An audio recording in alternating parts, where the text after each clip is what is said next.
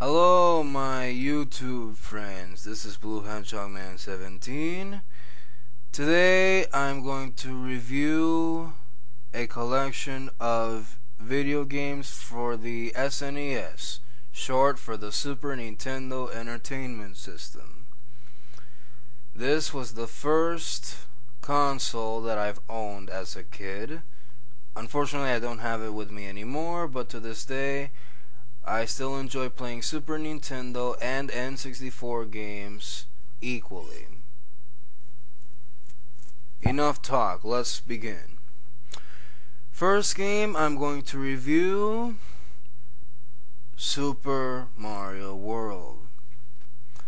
This SNES game is a classic, one of the best-selling SNES video games, if not the best.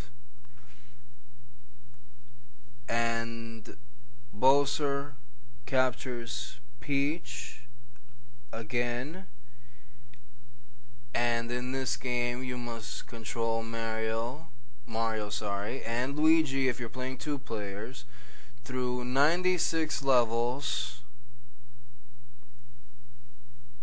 in a total of 9 worlds.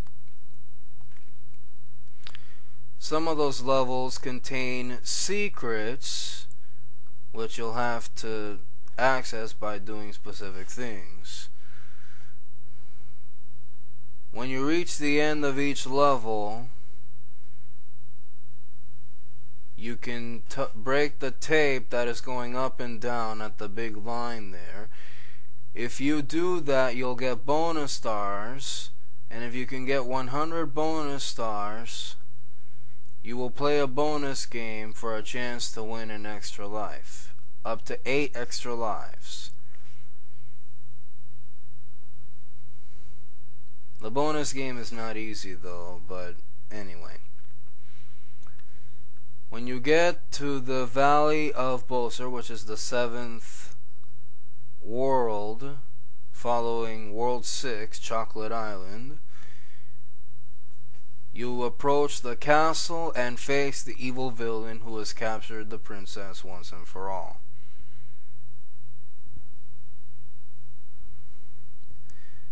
You gotta use the Mecha Koopas that he sends down on you and toss them against him. You gotta do that twice in a total of 3 ways. Once done, you will successfully defeat Bowser, save Peach, and win the game. So that's the end of that one. Next game I'm going to review is the sequel to Super Mario World, Super Mario World 2, Yoshi's Island. I won't say much about this game because this game is too hard. And there's one person I know who has reviewed this game already. That's Ben M72487. Ben, I know you're watching this video, so make sure you leave a comment and rate on that as I review this game. Anyway, this game is somewhat similar to Yoshi's Story, but not really. This game is like a predecessor to Yoshi's Story in some way. Both games involve Yoshis having eggs and throwing them at enemies. And at the end of each fortress and castle in this game, you come forth against the boss. You have a sub-boss in the fortress and then a full boss battle in the castle. When you get to the end, you will face Baby Bowser, and Baby Bowser will try to stop Yoshi. Just like in Yoshi's Story, there are various colored Yoshis that you can play with as you progress through the level. This game is too hard. I'm sorry, I won't be reviewing it much, so I'm gonna move on to the next game right now. Next game, Super Mario All-Stars. This is another classic, because in this game you get to play through all of the NES Super Mario Brothers games. The first one, the second one, the third one, and the one that was unreleased in the USA, the Lost Levels, known in Japan as Super Mario Brothers 2. I like this game because every game is more graphical and more colorful on the SNES than the original NES. That's the reason why I love this game. My favorite of the four would have to be the second one. Come on, you pick up vegetables and you throw them at the Shy Guys and the Tweeters and all those enemies. Tweeters, unfortunately, were part of Super Mario Brothers 2. And on another note, that game marked the debut of Birdo, who unfortunately was credited as Ostro, not Birdo. So if you look in the credits of Super Mario Bros. 2, you'll see that Birdo was actually credited as Ostro.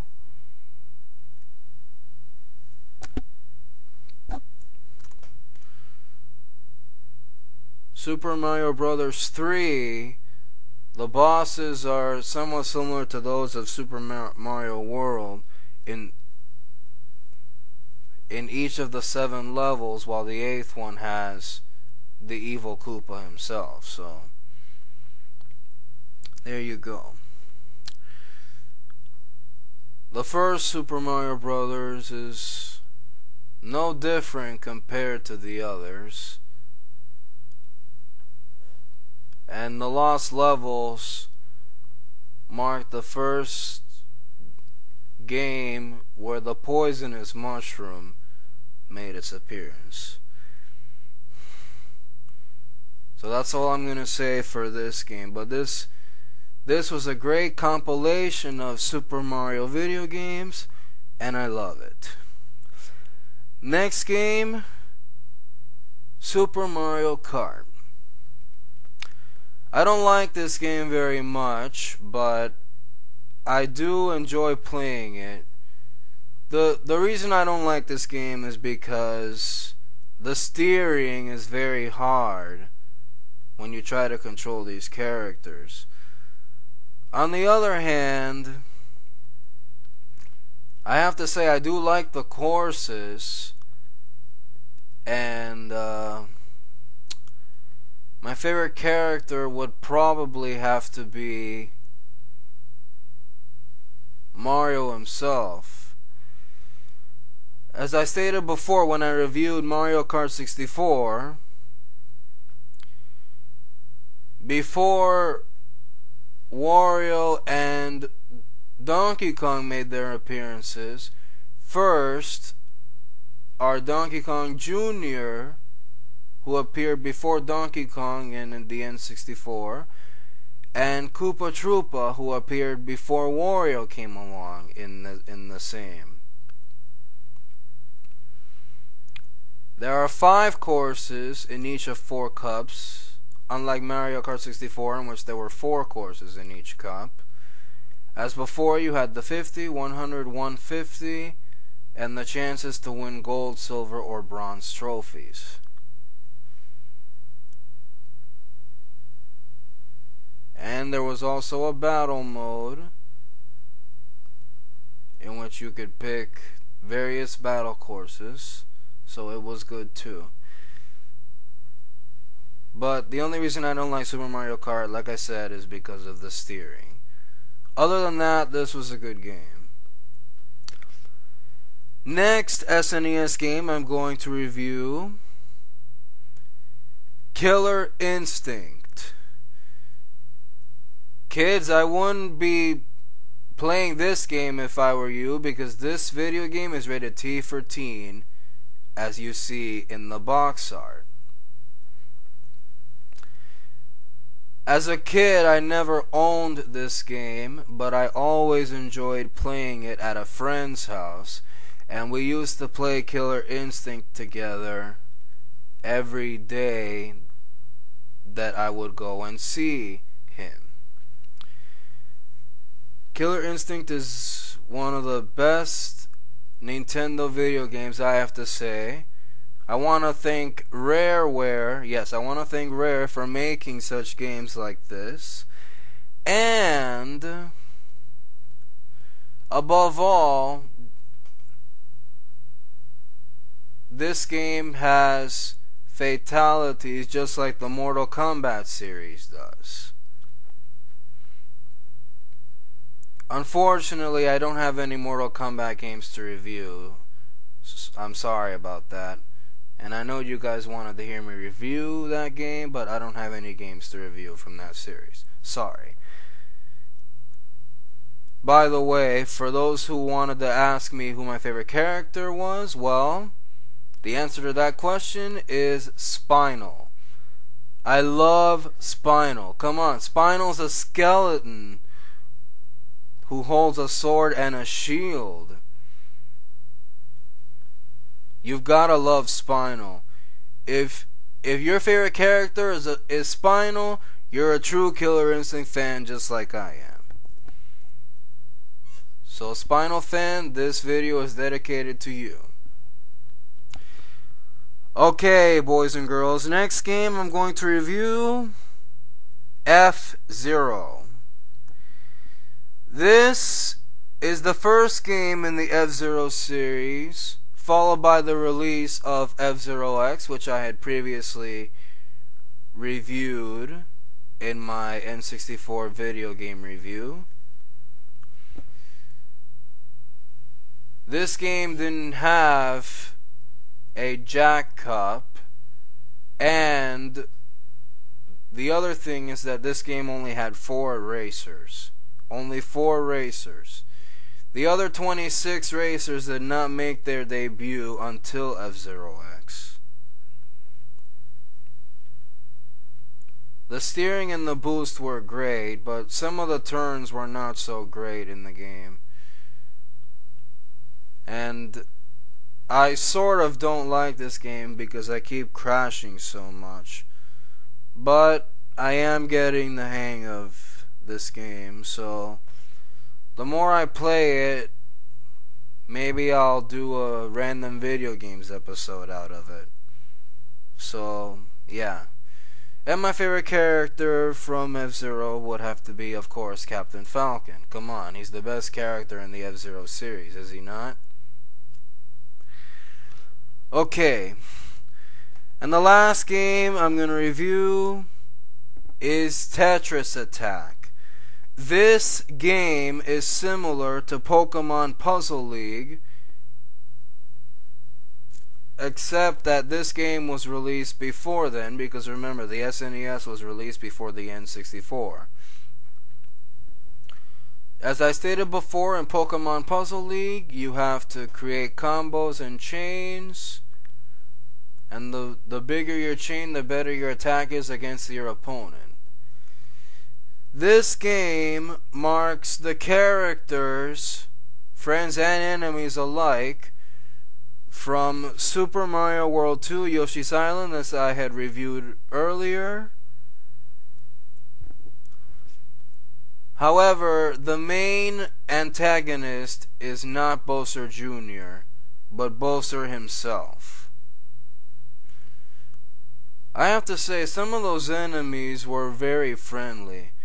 My favorite character in this game, other than Yoshi, would have to be the Flying Wiggler. I mean, I'm sure most of you have never seen a Flying Wiggler before. Most of you have just seen the regular wigglers in most of the Mario games that you guys have played back when you were kids. And for those who are playing Mario games now, like Super Mario Galaxy 1 and 2, who knows, in another video I'll probably review those two games in my collection of Wii games that I plan on reviewing in the future. But anyway, Tetris Attack is a good game. Like I said, same rules apply as Pokemon Puzzle League. Only difference is that, on another note, only difference is that this game did not have a 3D mode. The 3D mode did not appear until Pokemon Puzzle League. So there you go. All in all, this was another great game, and I like it so much. But honestly, if I were you, I'd say Pokemon Puzzle League is better than Tetris Attack. That's what I think. Oh, and lastly, this game was taken from the original Japanese game known as Panel de Pon, involving a big cast of female characters. Yeah, that game, this game was based on that game, but this game, Tetris Attack, took the characters from Super Mario World 2, Yoshi's Island, and made them playable for you to use in the game. Except Bowser Jr., because Bowser Jr. wasn't in this game. Instead, it was Bowser himself. So, there you go. Alright, ladies and gentlemen, that's it. I have no more SNES games to review. Make sure you comment, rate, subscribe. Do whatever you have to do. Until then, this is BlueHedgehogMan17 saying goodbye until next time.